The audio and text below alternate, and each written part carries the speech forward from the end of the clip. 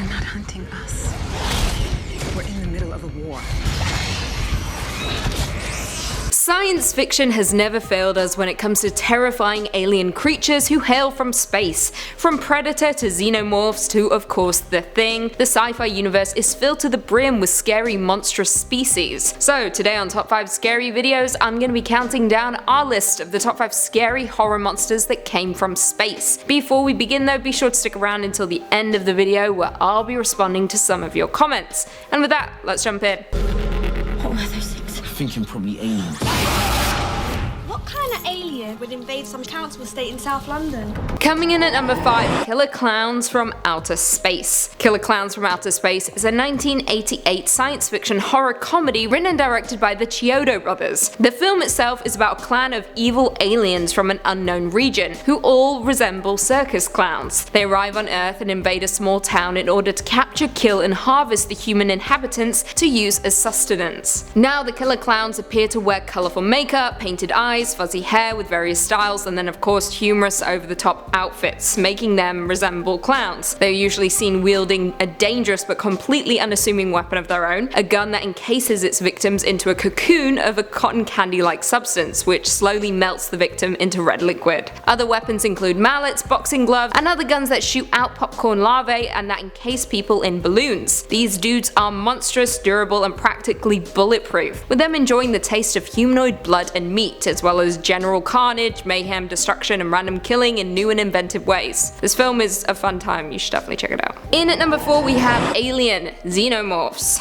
Alien is a 1979 science fiction horror film directed by Ridley Scott and follows the crew of the commercial space tug Nostromo, who encountered the deadly Xenomorph, a deadly and aggressive extraterrestrial set loose on the ship. Now the Xenomorph XX121, better known simply as Xenomorph, is an extraterrestrial species and one of the deadliest of all known species. To quote Eloise from the film, "Men consider it evil, but it is simply doing what it does. That it does it so well is where the fear lies." Xenomorphs are quite capable of running and crawling along ceilings and walls, which is terrifying, and are also known to be expert jumpers. Not to mention their large clawed talons allow them to tear humans apart without much force. The alien design is credited to Swiss surrealist and artist H.R. Geiger, originally in a lithograph titled Necronom 4 and refined for the film series. In the movie, the alien blood is an extremely potent acid and is capable of corroding almost any substance on contact with alarming speed. Xenomorphs also have an insane life cycle as shown in the movie. They begin their lives as an egg which hatches a parasitoid larvae form known as a facehugger, which then attaches itself to a living host by, as its name suggests, latching onto its face. The facehugger then impregnates the host with an embryo known as the chest buster. I think we all know why it's named that. The scene with the alien bursting from John Hurt's chest is one that most won't forget quickly. The Xenomorph is an icon of alien horror that lasted over decades since its appearance back in 1979. In at number 3 we have Predator from Predator. Predator is a 1987 science fiction horror film directed by John McTiernan and stars Arnold Schwarzenegger as the leader of an elite paramilitary rescue team on a mission to save hostages in guerrilla-held territory in Central America, who encountered the deadly Predator, a technologically advanced alien who stalks and hunts them down. The Predator, also known as Yautja, are an extraterrestrial species that are a sentient humanoid race. They are characterized by their hunting of other dangerous species for sport, including humans. They stalk and kill their prey using a combination of technology such as energy weapons combined with blades, spears, and nets. Predators are bipedal humanoids, physically distinguishable from humans by their height, long hair-like appendages on their heads, reptilian skin, and no visible nose. To quote Mac in Predator, "I know one thing, Major. I drew down and fired straight at it, capped off 200 rounds in the minigun, full pack. Nothing on this earth could have lived, not at that range." Predators are highly resilient to physical damage, capable of recovering from gunshot wounds with no medical attention. They are insanely strong, easily capable of outmatching a trained human in unarmed combat. Not to mention they are also capable of tearing a human's head and spine from the body with little effort. The Predator series was such a success, it spawned 3 sequels. but only the first one's good. Coming in at number 2, The Thing from The Thing. The Thing is a 1982 science fiction horror directed by the legendary John Carpenter based on the 1938 novella Who Goes There? The movie tells the story of a group of American researchers in Antarctica who encounter the Thing, a parasitic extraterrestrial life form that assimilates then imitates other organisms. The group quickly become overcome with paranoia and conflict as they learn that they can no longer trust each other and that any one of them could in fact be the Thing. Now the Thing itself is a shape-shifting creature that crash landed upon Earth around 100,000 years ago. It was frozen in the ice of Antarctica and accidentally freed by the crew of Norway's Fuel Research Station. Its goal is to absorb and assimilate any nearby lifeform native to whatever planet the Thing arrives on. It is thus able to gain shelter and adapt to virtually any environment that can sustain complex life, which is its principal food and host source.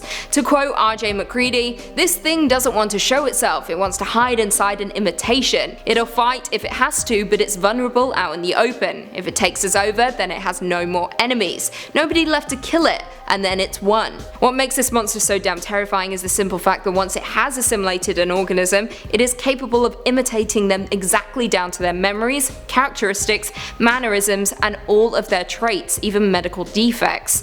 Not to mention when a part of the Thing becomes cut in two, both of those pieces become their own creature and operate separately, making it incredibly difficult to kill one of these creatures. The Thing turns friend on friend and family against family because at the end of the day, anyone could be the Thing. And finally, in at number 1 we have Attack the Block, Space Gorillas. Attack the Block is a 2011 British sci-fi horror comedy written and directed by Joe Cornish. The film centers on a teenage street gang who are forced to defend themselves from predatory alien invaders on a council estate in South London on Guy Fawkes night. When Samantha Adams, a trainee nurse, is mugged by the gang of teenage hoodlums, a meteorite falls from the sky bringing with it these alien gorilla invaders. These aliens are quadrupedal, having long legs armed with bear-like claws, rows upon rows of sharp fangs, having no eyes or ears to speak of, and communicate through sonar, shrieks, screams, and even growls. The male gorillas also have bioluminescent glowing fangs, with their blood being blackish blue in colour. Now it has been theorized that the alien gorillas are invaders floating through space on solar winds, looking for a planet to infest, and when the female finds one suitable, she excretes a musk-like fluid so that the males are able to track her. Honestly, these creatures are just straight up terrifying, and more effective than a lot of monsters in big budget horror movies. The disappointing thing though is that although the film has an absolutely stellar cast with the likes of Jodie Whittaker, John Boyega, Luke Treadaway, and Nick Frost, it sadly underperformed at the box office, but did receive praise from critics. However, in my opinion, Attack the Block demands to be seen simply because of these creatures, and how thrilling and pulse-raising it is from start to finish, not to mention it's also hilarious and it introduced the world to John Boyega. Well, there we have it. Do you guys agree with our list? Were there any horror monsters that we missed? Leave us all your thoughts and feelings in the comments down below and perhaps we can do a part 2. Before I go though, I just want to respond to a few comments from one of our last videos, top 5 scary responses from Ask Reddit. Jay Cooper said, "Ha ha ha, wearing pajamas is exactly what I would be doing if I was filming from the waist up too." That's right, you have no idea what's going on down here, and you don't want to know. Dahana Shimmer said, "Okay Lucy, I see the ring on your left hand. Are we engaged, married, or you just like that finger?" Honestly, it's gone to the point where a lot of you are asking this, so I need to keep responding until you stop asking it.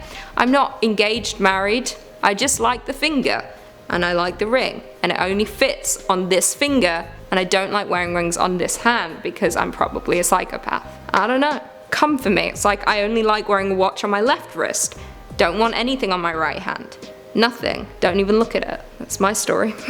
Alan Murphy 647 said, "What's your favourite survival horror game?" My favourite survival horror game is Outlast, forever and always. It is one of the scariest games I've ever played. That f***ed me up. 90s Magical Girl said, "The Queen graces us with her presence and summer ready outfit. Fabulous." That's true, I actually wasn't in a summer ready outfit. I had a summer ready top, but on the bottom it was just thick sweatpants. Thick. Andrew said, "Lucy makes this channel 75% more scary." Thank you, that is probably the nicest comment I've received. And on that note, if you haven't already, be sure to give this video a big thumbs up, subscribe, and turn on notifications so you never miss another scary vid. And until next time, I'll see you later. Which hatches a parasitoid larvae. What's my spelling? This is ridiculous. The predator, also known as Yautja. No. Yeah. I need to burp. That's so true, you have no idea what's going down here. What?